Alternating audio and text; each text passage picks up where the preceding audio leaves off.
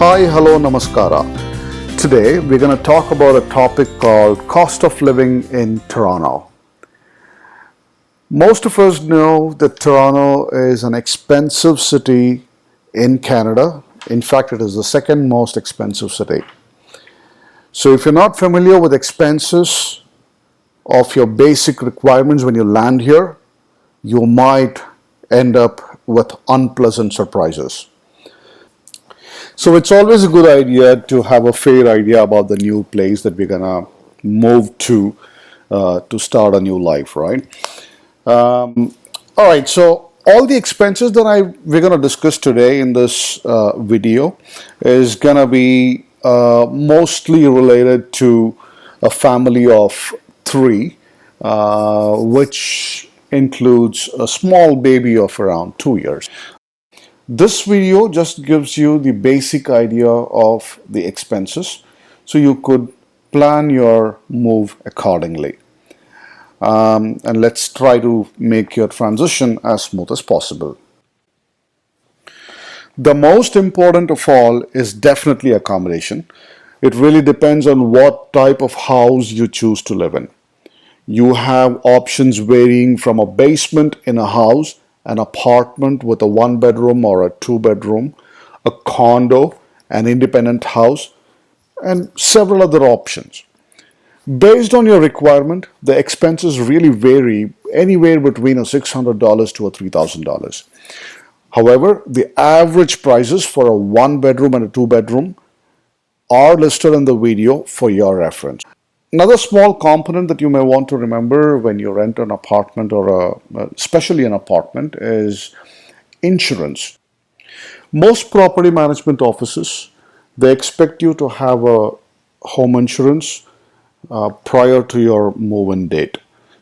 Your electricity bill is excluded in most places, and it generally averages at around anywhere between $30 to $50, and depends on the appliances that you use and how much of cooking you do, because most of your cooking is on the electric stove. So the next important topic that we want to cover in this video is basically groceries. All kinds of Indian vegetables, fruits, and spices are available. It's just the matter of finding specific Indian grocery stores or the closest Desi stores. You find a lot of Pakistani stores and the Bangladeshi stores as well. Apart from that, there are huge stores like your Superstore, Walmart, and Costco. They are pretty famous here. And if you want to save a couple of bucks, buying all your groceries in bulk, it's a big win for you. When you get to these stores, another point that you want to remember is get their rewards card on your first visit so that you accumulate points for all your purchases and you may then redeem it for cash. In my experience, Superstore's President's Choice rewards card has the best returns. I also got a credit card from them, which gives me kind of more points. As a simple example, I get a cashback of around $30 per month, which turns out to be my fuel expenses. The next topic we want to talk about, and this is something that you might want to do as soon as you land in Canada, the first 2 days, is mobile phone.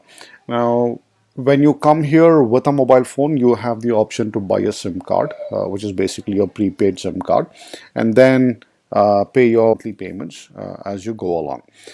The other option is to come here, buy a phone for a $0 down payment, and then you end up paying a small monthly fee as you go along for, it depends on the term of the contract. Let's say you get an iPhone 7 Plus for a $0 down payment, and you might pay around $70 a month for, let's say, 2 years, and you get the phone to use for yourself after 2 years.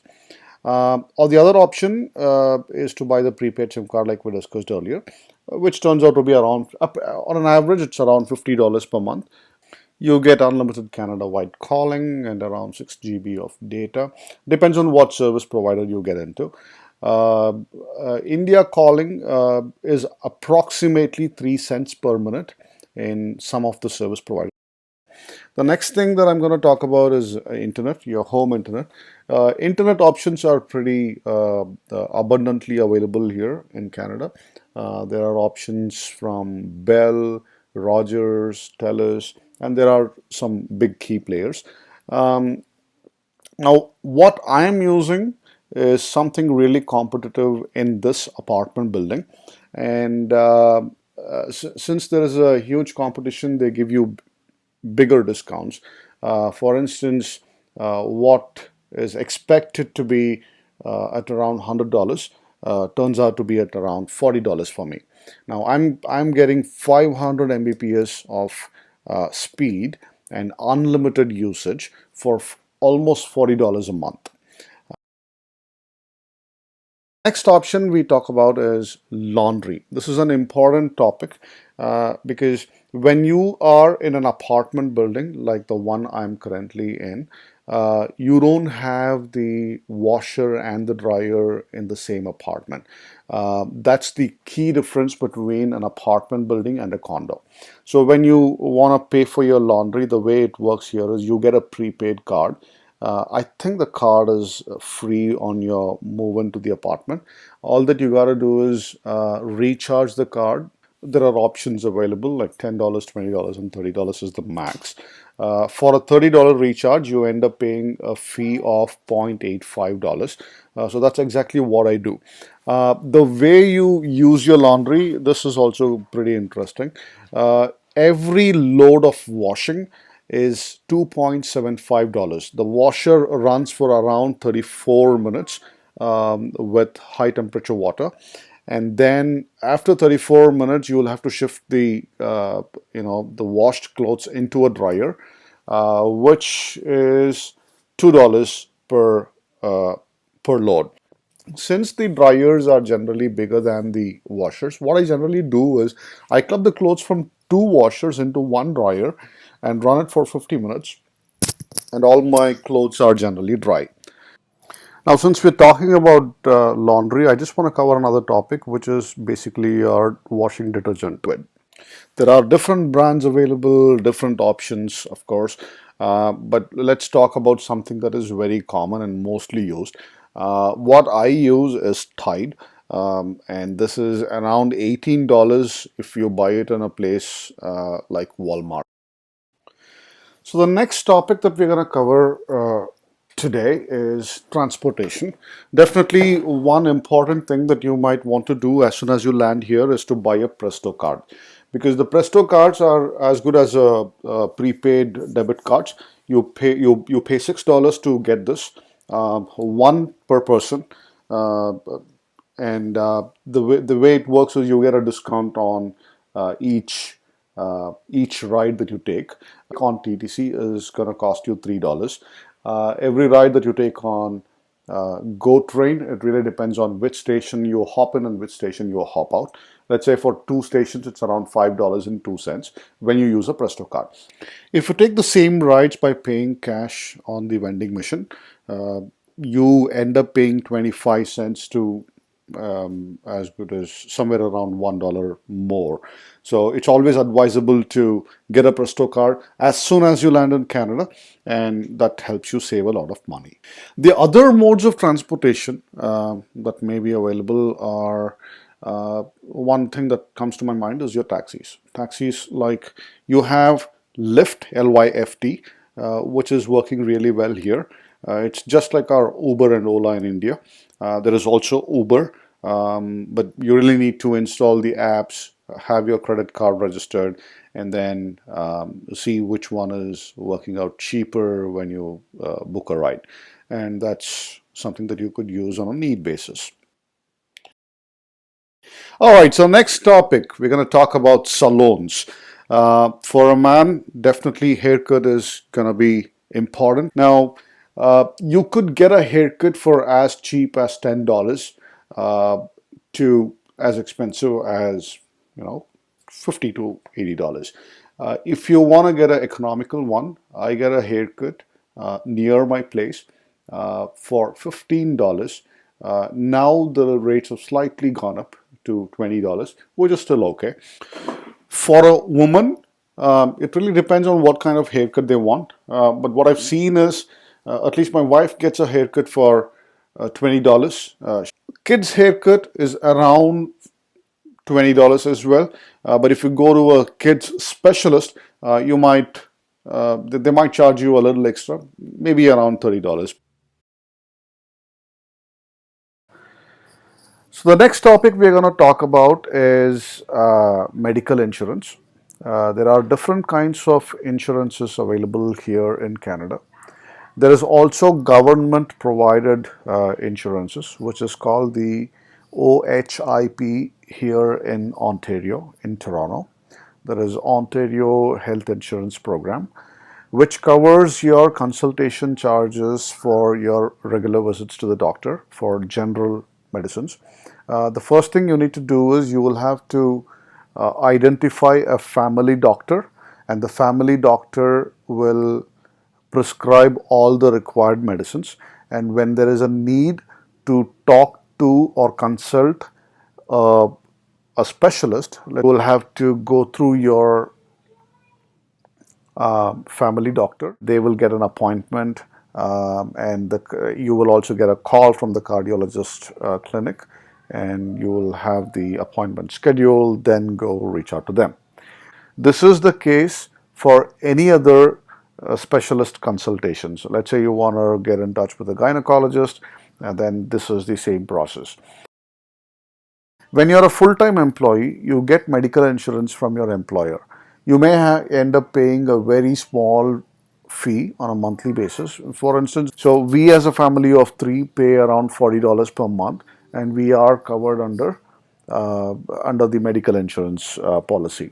Now, so you get benefits like reaching out to a dentist. Dentistry is very, very expensive here in Canada. So if you have anything that you know that you have to get treated, I would suggest that you consult a dentist there before you move in here. Optometrist, your eye doctors, they are slightly expensive. One consultation that is available for 24 months through OHIP, and not all of the eye related things are covered. So your glasses are not covered, very expensive. It turns out to be a minimum of $200 here in Canada, and when you have a higher power, you might end up paying around 250, 300. So it's advisable that you get all the consultations and be prepared when you come here. It turns out to be a lot cheaper, and it's also a good idea to get two glasses. Because every extra pair of glass that you want to get here, you end up paying that $200, $250. So be extremely careful. Your general medicines are available over the counter. Advils for your nasal congestions, fever, pain relief, all these kind of medicines are available. But if you're specifically looking for something that you have been regularly taking, I would advise that you get sufficiently from India along with a prescription when you are traveling. So the next topic that we will talk about is miscellaneous expenses, things like your coffee shop expenses, restaurant bills, and stuff like that. So coffee shops, there are plenty of coffee shops that are available here. Tim Hortons is very well known, especially in Canada.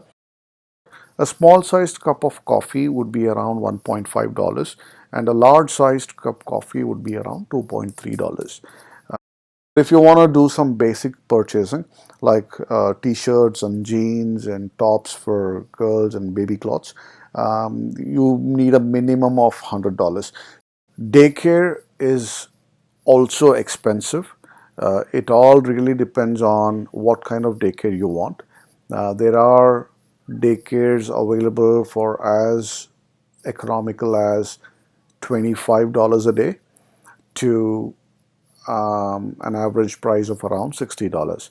Now, what we do here is we send our little one to a daycare within our own apartment building. We are lucky to have somebody in the same apartment to take care of the babies, but I'm not very sure if all the apartments have this option.